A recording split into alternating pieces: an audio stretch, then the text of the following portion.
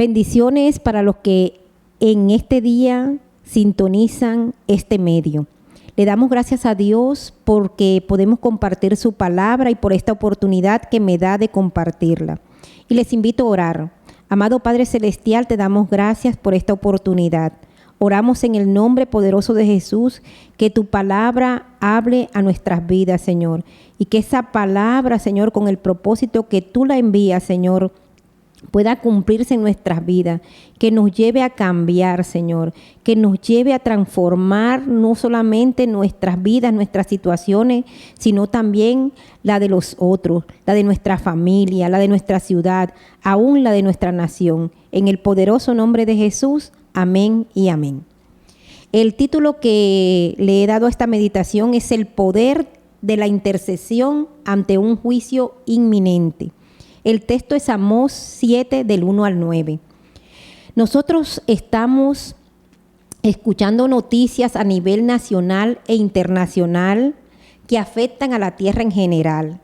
La tierra se encuentra bajo alerta roja. El calentamiento global que está ocurriendo está amenazando a toda la población humana. Expertos de la Organización Meteorológica Mundial están preocupados por todo lo que está sucediendo. El hombre ha causado a través de las explotaciones subterráneas, de las extracciones excesivas de agua subterránea, de la explotación de los recursos naturales, de la construcción de estructuras subterráneas, la tala de los bosques, los incendios forestales muchas veces causados, el mismo hombre está causando que estemos en alerta roja, estamos en peligro y los que conocen de esto lo vienen diciendo. En México se decreta que el gas natural, México decretó el gas natural como energía limpia y esto desata la ira de los ambientalistas porque saben el daño que puede ocasionar, que ocasiona esto. Hay tormentas, hay inundaciones, hay deslizamientos de tierra, fuertes lluvias, nieves que ponen a más de 37 millones de personas en peligro y que es una realidad, que son noticias de actualidad. Hay terrorismo, hay guerras, hay violaciones a los derechos humanos. También vemos jóvenes desde temprana edad cometiendo delincuencia, que se refugian en la droga, en el alcohol, que desde temprana edad están en pandillas haciendo daño. Todo eso son cosas que nos deben poner a reflexionar. ¿Qué hacemos frente a todo lo que estamos viendo y escuchando? ¿Qué posición tomamos frente a todo lo que está sucediendo? ¿Nos inmutamos? Les invito a leer Amós 7 del versículo 1 al versículo 9. Así me ha mostrado Jehová el Señor. He aquí el Señor criaba langostas cuando comenzaba a crecer el heno tardío. Y aquí era el heno tardío después de las siegas del rey. Y aconteció que cuando acabó de comer la hierba de la tierra, yo dije, Señor Jehová, perdona ahora, ¿quién levantará a Jacob? Porque es pequeño. Se arrepintió Jehová de esto. No será, dijo Jehová. Jehová el Señor me mostró así. He aquí el Jehová el Señor llamaba para juzgar con fuego. Y consumió una parte de la tierra. Y dije, Señor Jehová, cesa ahora. ¿Quién levantará a Jacob? Porque es pequeño. Se arrepintió Jehová de esto. No será esto tampoco, dijo Jehová el Señor. Me enseñó así. He aquí el Señor estaba sobre un muro, hecho a plomo, y en su mano una plomada de albañil. Jehová entonces me dijo, ¿qué ves, Amós? Y dije, una plomada de albañil. Y el Señor dijo, he aquí yo pongo plomada de albañil en medio de mi pueblo Israel. Serán destruidos. Y los santuarios de Israel serán asolados, y me levantaré con espada sobre la casa de Jeroboam. En Primera de Reyes 12, si ustedes les invito a que lo lean, Allí nos habla mucho sobre el rey de Israel, el rey Jeroboam. Israel estaba siendo reinada por Jeroboam II, exitoso líder militar que había ganado grandes batallas y territorios para Israel. Generó muchas riquezas a través de todas esas ganancias, pero a los ojos de los profetas era uno de los peores reyes. Su riqueza lo llevó a la apatía y a permitir la adoración idólatra a los dioses de Canaán, lo que condujo a la injusticia, a ignorar a los pobres, a un punto que Amós no pudo soportar más. Amós sintió que Dios lo llamó a ir hacia el norte, a la ciudad de Betel, ciudad importante que tenía un gran templo, y a empezar a anunciar la palabra de Dios en Israel, para que Israel se arrepintiera. Él era del reino sur, de Tecoa, y se fue a predicar al reino del norte. Dios viene hablando de destrucción y juicio a través del profeta Amós, y les dice que levantaría una nación que los iba a oprimir. Ellos se sentían confiados, gozando a sus anchas de todas las riquezas a expensa de los pobres, de los sobornos, entre otros. Es importante, en medio de todo lo que estamos viendo, tener en cuenta que la intercesión de un hombre de Dios detiene el juicio, pero si no hay arrepentimiento, viene el castigo. La intercesión de un hombre de Dios detiene el juicio, pero si no hay arrepentimiento, viene el castigo.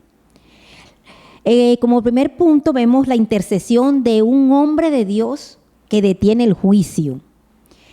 Dios le muestra a Amós a través de visiones lo que iba a pasar. Y la primera visión que le muestra son la visión del juicio de las langostas. Dios las estaba criando, dice el texto. Dios estaba criando esas langostas cuando comenzaba a crecer el heno tardío. Y he aquí el heno tardío después de la siega del rey. Es decir, que las primeras cosechas iban hacia el rey, porque eso eran los impuestos. Las primeras cosechas eran para el rey, porque eran los impuestos que tenían que dárselas al rey. Pero después de esto, dice Dios que iba a venir ese heno tardío, es decir, que iban a venir esas langostas. ¿Y qué significan las langostas? Las langostas iban a acabar con ese cultivo, porque las langostas lo que hacen es eso.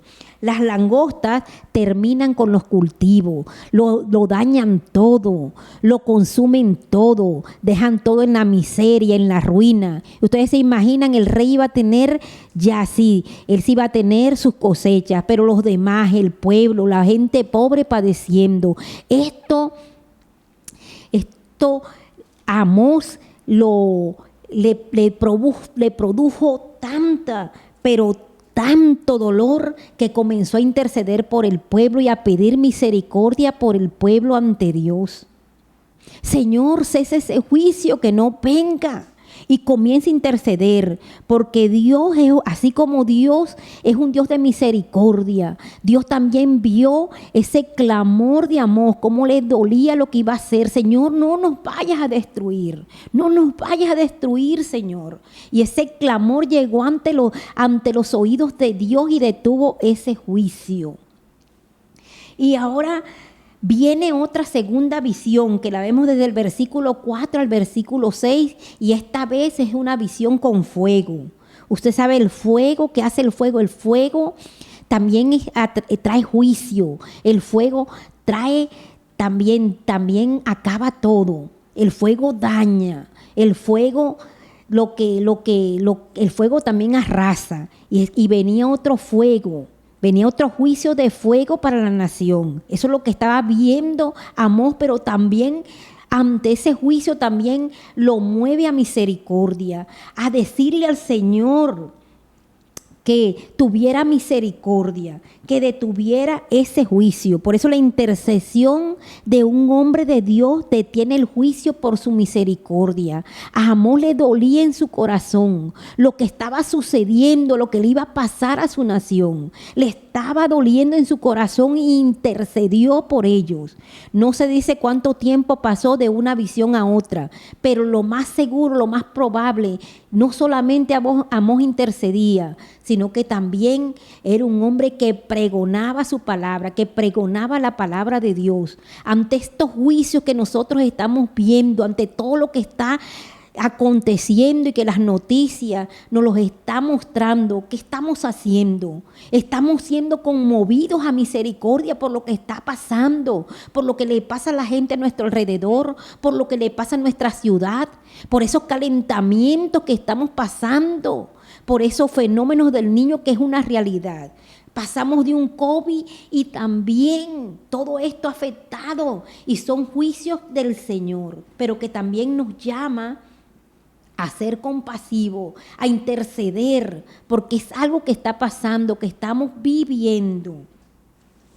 Entonces, Amós sentía carga frente a la visión del juicio. ¿Sentimos nosotros carga con todo lo que está sucediendo? ¿Sentimos nosotros carga cuando cada vez los pobres son más pobres? ¿Sentimos nosotros carga cuando somos oprimidos, cuando vemos que todo lo que está pasando allá es como una repetición de lo que estamos viendo hoy?